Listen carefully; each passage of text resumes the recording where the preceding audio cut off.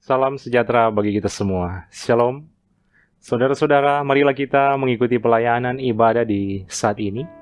Di awal ibadah ini, marilah kita mendengarkan lagu yang berjudul Di Salibmu Ku Sujud.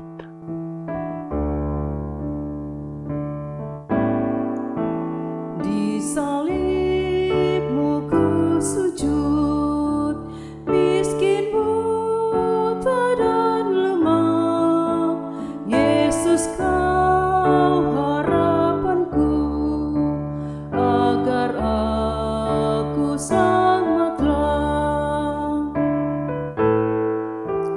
Ku percaya padamu, Anak Domba Golgota. Di salibmu ku sujud, diriku selamatkanlah.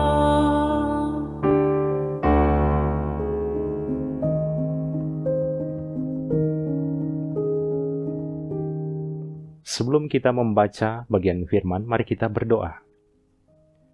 Ya Tuhan Allah yang kami kenal lewat Yesus Kristus, Juru Selamat kami yang hidup. Inilah kami semua yang rindu untuk belajar tentang firman. Anugerahkanlah hikmat, arahkanlah hati dan pikiran kami, supaya boleh memahami dengan baik dan juga boleh melakukan dengan baik. Terpujilah nama-Mu Tuhan. Dalam nama Yesus Kristus kami berdoa. Amin. Matius 26 ayat 11 dan 12 berkata begini. Karena orang-orang miskin selalu ada padamu, tetapi aku tidak akan selalu bersama-sama kamu. Sebab dengan mencurahkan minyak itu ke tubuhku, ia membuat suatu persiapan untuk penguburanku. Tema renungan di hari ini, persiapan penguburan Yesus. Saudara-saudara yang dikasihi Tuhan, dalam tradisi Yahudi, peminyakan biasanya dilakukan kepada orang yang sudah meninggal. Tapi dalam konteks perikop ini dilakukan pada saat sebelum kematian Yesus, memberi tanda bahwa itu adalah persiapan penguburan bagi Yesus. Sekaligus juga menjadi suatu kritikan kepada murid-murid yang belum mempersiapkan diri menghadapi situasi yang akan terjadi sebagaimana yang disampaikan Yesus secara berulang-ulang, yaitu Anak Manusia akan diserahkan dan disalibkan. Di sini juga Yesus menunjukkan bahwa Dia Maha Tahu. Yesus tahu bahwa perkataan murid-murid di ayat 8 hanyalah alasan yang dibuat-buat. Oleh karena itu, Yesus langsung menjawab. Untuk memahami dengan mudah ayat 11 ini, mari kita baca dan dengarkan Alkitab terjemahan bahasa Manado. Tu orang-orang miskin selalu ada di sekitar pengoni. Kongoni boleh membantu pada orang. Mar kita ini, sonyandak lama, kita sonyandak mau sama-sama dengoni. Saudara-saudara, dari renungan hari ini, kita juga dapat melihat bahwa perempuan itu mencurahkan minyak ke tubuh Yesus. Dalam peristiwa ini, untuk memahami dengan jelas, maka penting mempelajari perikop yang paralel. Tertulis di bawah judul perikop yang saling melengkapi penjelasannya. Matius 26 ayat 7 berkata, dicurahkan ke atas kepala. Matius 26 ayat 12, penjelasan tambahan, dicurahkan ke tubuh. Dalam bahasa Yunani, somatos, artinya badan. Markus 14 ayat 3, dicurahkan ke atas kepala. Dan Yohanes 12 ayat 3, meminyaki kaki Yesus. Jadi, inilah pentingnya memahami Alkitab secara menyeluruh. Ternyata, Maria mencurahkan minyak tersebut bukan hanya di bagian kepala saja, tapi mencurahkan ke atas kepala sampai ke badan, bahkan kaki. Hal ini masuk akal karena minyak yang dicurahkan oleh perempuan itu sebanyak setengah kati. Yohanes 12 ayat 3. Setengah kati banyaknya sama dengan setengah liter. Hal yang mencengangkan juga, kisaran harga minyak narwastu yang dibawa perempuan itu sangat mahal, yaitu 300 dinar. Saat itu, 1 dinar adalah upah 1 hari kerja, Matius 20 ayat 2. Perbandingan sederhananya, jika sekarang torang mau hitung upah bas atau tukang per hari, contoh 200.000, kali 300 hari, totalnya 60 juta. Jadi, itulah gambaran persembahan yang diberikan oleh perempuan ini kepada Yesus. Kalau orang suka hitung di zaman sekarang. Diberikan dengan hati yang tulus dan memberikan persembahan yang terbaik kepada Yesus. Dari sikap perempuan ini, kita dapat belajar soal dua pesan firman yang sangat penting.